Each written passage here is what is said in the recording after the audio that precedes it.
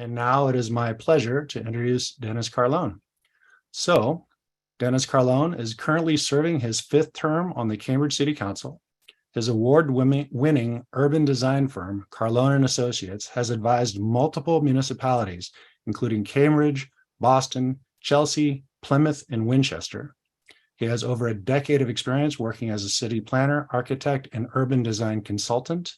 His expertise in citywide planning, transit policy, and sustainability initiatives has earned him a reputation as an advocate for social justice. I'm going to keep going. He has received multiple awards in urban design, architecture, landscape architecture, planning, and implementation strategies. Dennis's talk will be speaking on lessons learned planning life science projects. Take it away, Dennis. Thank you, Goody. As Goody mentioned, I've been an architect, urban designer for the last 50 years. And I'm going to talk about the early process, what communities can do in planning and zoning, and making sure that labs can be integrated into a community in the best way possible. Next, please. So as Goody mentioned, I've been in private practice since 1978. I do contextual green buildings. The building all the way on the right on the bottom is the Appalachian Mountain Club Highland Center. It's a lodge and environmental center. And if you notice, if I showed more work, you would see that each building is different. Each fits into its context. I was a consultant to the city for 30 years. I'm going to show you the East Cambridge Riverfront Plan and project, which is the lower left-hand corner. And then I'll briefly talk about renovations and labs. That's a lab I designed in the middle on the Charles River. Next, please. So what's interesting about Cambridge is the smaller sister city to Boston. We have 118,000 people in 6 square miles. We're one of the densest cities in the country. We have over 10 million square feet of labs, or had in 2016, but 5 to 8 million more are in planning or in construction now. And what's pushing this, as you can all guess, is lab development can be very lucrative. It's 3 to 5 times more profitable, depending on scale, than housing. But housing is our #1 goal in Cambridge. At least that's what the council says. And this is an article that you see on the right that was in the Boston Globe just this weekend. And it explained all the science that's going around, the great things that labs and life sciences are producing. But it's also big business. We have an organization, I'm sure there's one in California, called Mass Bio, and it has received from state government $1.6 billion over the years to promote more and more labs. What's interesting about Cambridge is we have 10 times more labs than Boston, much bigger city per capita. In fact, I believe we have more labs per capita than anywhere else in the country. Next, please. So we've learned over the years, and Sam Lipson, my colleague, will get into the history of Cambridge to a point. We've learned what the issues are, and Gita mentioned many of them: 24-hour use, related noise and light pollution, late night deliveries, exhaust air quality, especially those with asthma are affected. I have asthma, I'm affected. On larger buildings, the HVAC equipment can be 25 to 30 feet tall, creating greater shadows in addition to the noise. This is above the roof, so it doesn't count in zoning height. And in Cambridge, at least, many of the zones, including neighborhood business zones, allows limited manufacturing in our labs. And that's 60% of the gross floor area. It's quite sizable. Usually they're extremely large floor plates, which is relatively inconsistent to the surroundings. And what we've learned is the high income, excuse me, employees want to live in Cambridge. 1 out of 7 are looking to live closer to work and not commuting. And that has helped dramatically raise the housing costs. We are now studying a zoning proposal, which I initiated, especially near low density housing. Next, please. So it's obvious to many perhaps listening, zoning is not a plan. The way you do zoning is you first have a plan. You see what makes sense, and then you zone to do that. And obviously, climate change is a bigger issue. We call it a climate crisis. In Cambridge, we have resiliency plans now that are looking at it. And about 35 to 45% of Cambridge will flood at a high peak time of hurricanes and tides. So what I'm going to show you is a project I worked on for over 20 years, East Cambridge. It's a higher density and scale than what's typically in the Bay Communities area, south of San Francisco, but there are principles here worth looking at. We did this in the beginning from a public-private partnership and designed it in a win-win solution for developers, for communities.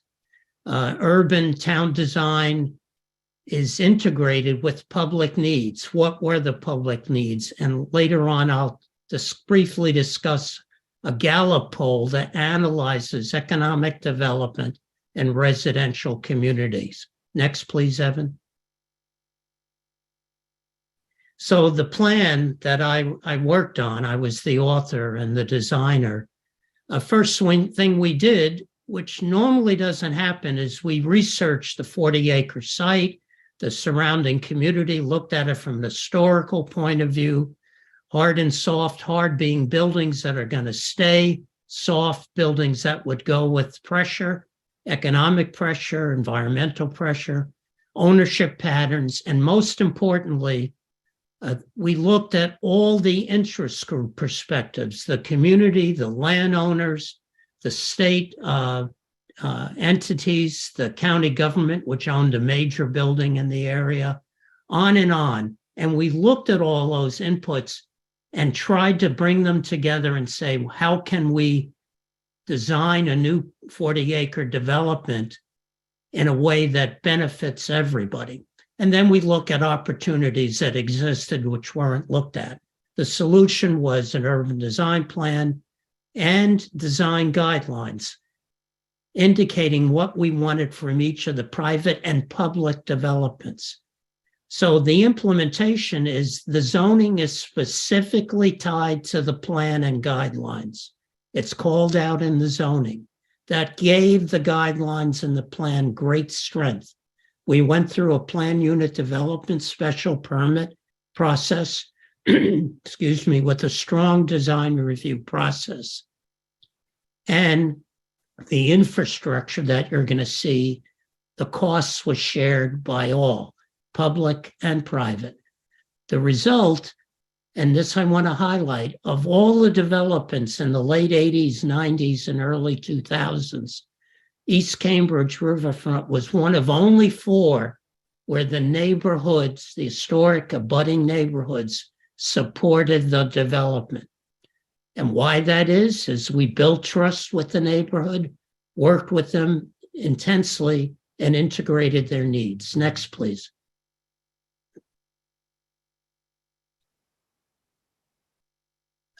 Thank you. So East Cambridge is on the left in 1976. You can see the triangular area was the immediate focal point. Kendall Square is the upper right. Most of it is out of this view. Both sites were largely parking lots. and empty buildings. Most of the buildings you see in the triangle, except for the taller brick building along the river, were empty. The picture on the right is everything in light wood. Balsa wood is new, planned. Only the tall, dark brown building on the river, the Sonesta Hotel, was worthy of saving. It also shows a 12-acre open space system, which became the framework for redevelopment. Next, please. And then we did renderings to convey the spirit of the open spaces, the attitude toward the river, and on the right, the canal. All you see in the lighter colors and the canal is new. I'm sorry. Next, please. And then we built it. The canal is on the right, a shopping complex with the arcade entry that you can see is focused on the canal. The fountain irrigates and cleans the canal. We can now swim in parts of the Charles River because it's getting cleaner all the time. All the canal was rebuilt, the granite seawall and everything. On the left is one of the residential buildings overlooking the park called the Front, which originally was laid out by Olmsted but never built. Next, please. So my point is, by following the guidelines, we were able to contribute to the community and get all this built during a time when there was no development in Cambridge. Industry had left the city, and the goals were to knit the neighborhood pieces together, reinforce the sense of place, eliminate the negative impacts. Trucks went through the neighborhood. We built a roundabout road to avoid the historic neighborhood. An historic complex of buildings were going to be knocked down. We used part of the public money to save those buildings that are now actively reused. We built connections to the river. We built open space, which were lacking. So how did the private development assist in making this part of the city a happier and better place? We obviously looked at all the environmental aspects of this and worked with them and cleaned up the earth and all the sites. The shopping complex provided a shuttle service for the public from the transit stations to this location. I mentioned the 12 acres of open space, half of which was donated by private development, which put every building on a public open space or the river. We're adding pre-kindergartens, libraries. We have work training centers. Income, the housing we implemented as part of the plan. The retail has a local focus in many parts. But here's a key point. The larger the project, even if it's an upzone project, the greater the above must be accomplished. And we have found a very workable system doing that. Next, please. So in renovations, this is a building I renovated. It's on Charles River as well. It was Baxter Pharmacy's building on the left. And a new developer came in for Hybridon. They wanted a building that respected Cambridge. It's on the river, and they went in through a variance to get it upzoned, to add 2 floors. This is the same building on the left plus 2 floors, but it was done in a way like my East Cambridge guidelines. And immediately people noticed the building and commented on it. It was then bought by Pfizer, and now MIT owns it. MIT has its own development entity in East Cambridge. Boston Properties is another local entity doing labs, which has expanded to Virginia and other cities. And we also have Alexandria, Biomed, Health Peak in Cambridge, and I've worked with all of them both as an urban design consultant, architect, and as a city councilor. So this image is very important. And we're expecting when you get it, a special permit, that you follow a quality approach and attempt to fit buildings in. Next, please. So Kendall Square, you can see in the middle of the slide, my East Cambridge project is the upper right, just off this slide. The lab building I just showed you is off the slide, lower left. MIT bought the parcel from the federal government, the Volpe Center, for $500 million, 12 acres. And as part of their upzoning, which included, you can see almost $2 million of office and labs, we mandated 40% had to be housing. It's the same for other developments, including other very large developments. Retail on the ground floor, 3 acres of open space. I mentioned Cambridge is dense. We have 51% of the national amount that cities have in open space. So we have half the open space that the average city has on a per capita basis. And that's why we're emphasizing that. Conditions on this upzoning was they had to give us an easement for a new path, bicycle path, a pedestrian path along an old railroad right-of-way that they owned. Alexandria had to do the same thing, and both contributed the money for the construction of that in the multi-million-dollar range. They had to build a community center as part of this new development. They have a new training program, which has been highly successful, training people for both jobs for life science at the lower end, as well as in construction. And we mandated they had to build a dormitory for grad students to take pressure off of residential neighborhoods. Next, please. So lessons learned. The bigger the project, the more it has to fit in. That's done through design review. Mandatory design review, which I had the pleasure of doing for a long time, including human scale elements, height and setback transitions. An occupancy permit is based in part on a successful acoustic test of the mechanical equipment. We had a very bad experience for one family in Cambridge who have now become colleagues and friends that will never be repeated. Housing market impact. I mentioned to you that the housing costs go up. We have a mandatory linkage fee of new commercial construction, labs, offices, whatever. And then the upzoning fee that I mentioned for increased land value. This is what I instituted. All the developers I mentioned agreed with it. That's how they got it. They put in, they could, instead of giving money to the city, put in public improvements. We have a public theater complex by Biomed, open space by all the developers. Affordable housing is now being proposed by one developer. A public shuttle that I mentioned earlier, training and community centers, and land acquisition. And finally, the resiliency plans.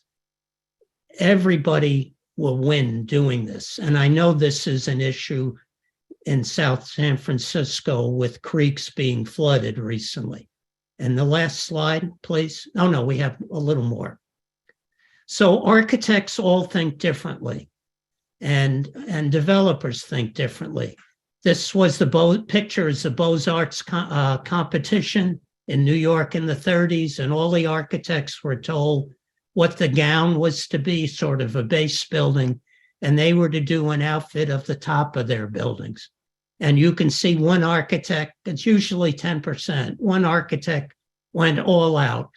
That's the architect of the Chrysler builder, and Van Allen. So we look at that and we try to make people work together. Simple as that. And it's very strong design review. Next, please. why people love where they live, why it matters. This was a Gallup poll, and there is an emotional attachment to community and its economic growth. The three highest ratings were social offerings, openness, and aesthetics, which superseded, believe it or not, education, basic services, and economy. Next, please. This is still a case. So those social offerings, places where people can meet and feel that people have pride in the community. I'm talking about commercial development now, not just public development. Openness, how welcoming the commercial areas and the rest of the towns are to people of all groups. And finally, aesthetics, the physical beauty of the community, including open space, public spaces, and green space in the commercial areas, as well as the public areas. This is what unites communities and what we're doing. And then the last slide, next, please, Evan. So final comments, very important, getting all the interest group perspectives. If you don't, they will eventually fight you. Develop an in-town plan of larger areas in particular and guidelines as soon as possible. As I've said in a different way, 90% of developers and architects want to know the rules early. Why? It saves time, money, and limits grief for everyone. And I mean everyone. And finally, it's important to establish a positive reputation. The developers in Cambridge get that, most developers, 90%, if not more. The town knows what it wants. The developer wants to work with neighbors to strengthen their negotiation hand. I can't tell you how many times people say, we've worked with neighborhoods, here's the positive results, and then you have neighbors coming out supporting developers. And finally, build community. It adds value for all. For the developers, for the neighborhoods, for neighbors, for all. Thank you. I look forward to the rest of the presentation.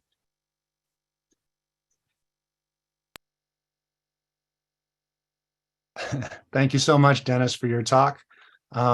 You've somehow managed to wonderfully combine form and function in your works, all the while keeping the community's interests and safety at heart. We salute you for that. I can say that for my part, experience is hard won and filled with pitfalls, disappointments, and every now and again, a little bit of progress. But somehow, Dennis, you make it look easy.